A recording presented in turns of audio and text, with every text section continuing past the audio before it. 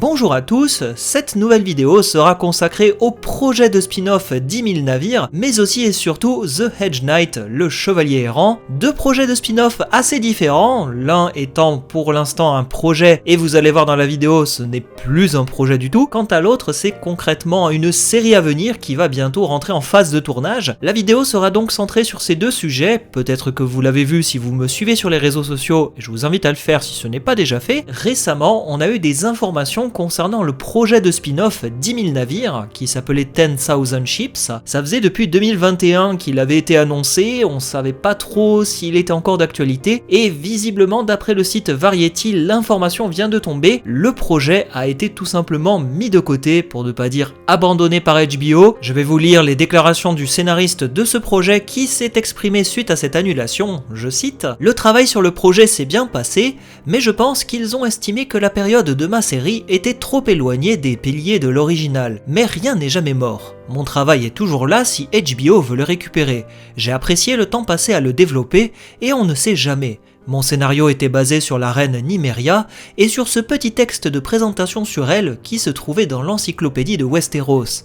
J'ai rencontré George R.R. Martin pour lui présenter l'idée qu'il a approuvée. Malheureusement, je n'ai pas travaillé plus étroitement avec lui, mais je l'aurais fait si la série avait été commandée. » Ces mots sont attribués au scénariste Brian Helgeland, qui était l'un des co-scénaristes de ce projet de spin-off. Visiblement, HBO, après avoir annulé le projet de spin-off Jon Snow, décide là aussi d'annuler un autre projet, donc 10 000 navires, un projet qui à ce jour était le plus ancien de la chronologie, si on exclut Blood Moon qui était encore plus ancien. 10,000 Ships, c'était un projet de spin-off qui devait parler de la princesse Nymeria, une princesse Rhoynar qui habitait sur le continent d'Essos le long du fleuve de la Rhoyne, et son peuple, les Rhoynar, a été confronté pendant de nombreuses années au peuple des Valyriens, dont sont tirées les familles Targaryen, Velaryon, Celtigar, etc. Tout cela a entraîné une migration du peuple Rhoynar parce que forcément quand tu te prends une armée de dragons et que toi tu as juste des navires avec des flèches pour lutter,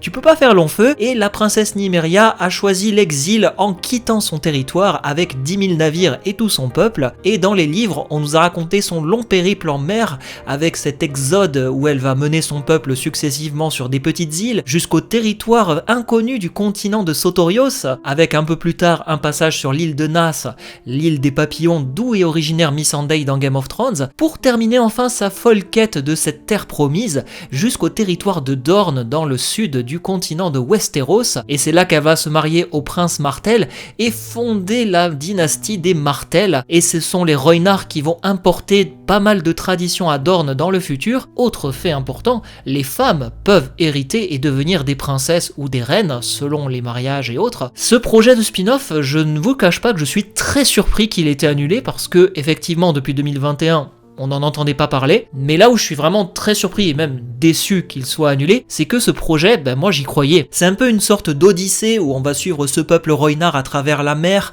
qui va s'installer successivement sur des îles, des territoires. Ce projet aurait pu justement nous permettre de voir le continent de Sotorios avec des personnages assez étranges, des dinosaures. Oui, il y a des dinosaures sur Sotorios, il y a aussi la Grande Shadow, donc l'ombre immense, une sorte de dragon fumeux où on sait pas trop ce que c'est, mais il y a beaucoup de choses. Il y a des ruines. Moi j'aurais vu une série un petit peu dans l'ambiance de Christophe Colomb, les grandes découvertes, les explorations, Pirates des Caraïbes même, avec tous ces côtés exploration maritime, des légendes, des créatures mythiques et fantastiques, avec en plus ce côté maritime à travers les bateaux et cette odyssée. Je pense que ce projet de spin-off avait vraiment toutes les clés pour marcher, et je suis très surpris qu'HBO n'ait pas choisi de l'officialiser. Après, effectivement, l'histoire des Rhoynar est assez peu exploitée dans les livres. Il y a la trame principale, on sait grosso merdo ce qu'il s'y passe, mais tu n'as pas tout le détail, donc il aurait peut-être fallu inventer beaucoup de choses. Mais en attendant, cela ne m'aurait clairement pas dérangé, puisque ce projet de spin-off avait quand même une colonne vertébrale, et au pire tu aurais inventé les muscles pour faire bouger le squelette, mais tant que tu respectes l'ordre du squelette, il n'y a pas de problème, le tout va pas se casser la figure. Maintenant, si HBO a estimé que ce projet ne verrait pas le jour, j'ose espérer qu'ils ont de bonnes raisons d'avoir choisi de mettre à l'écart ce projet de spin-off, peut-être qu'ils reviendront dessus dans le futur. Mais en attendant, eh bien, HBO a fait pas mal de ménage ces temps-ci. On a quand même le projet de spin-off Jon Snow qui a été mis au placard,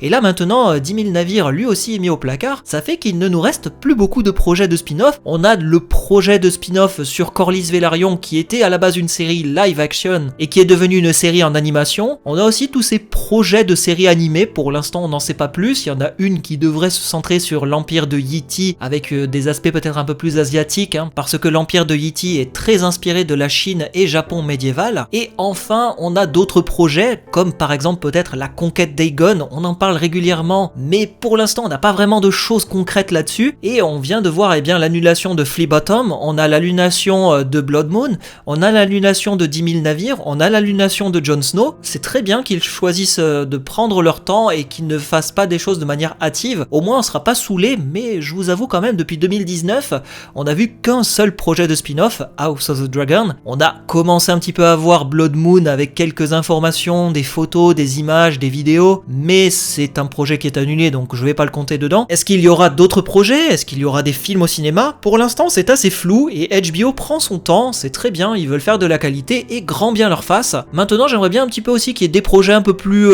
exotiques qui arrivent. Pour l'instant la prise de risque n'est pas très importante du point de vue d'HBO, mais logique aussi, on comprend qu'ils ne veulent pas prendre trop de risques parce que il y a quand même pas mal de thunes qui est engagée dans la conversation. Je rappelle que Blood Moon a quand même coûté 30 millions de dollars pour rien. Ça appartient au groupe Warner Bros.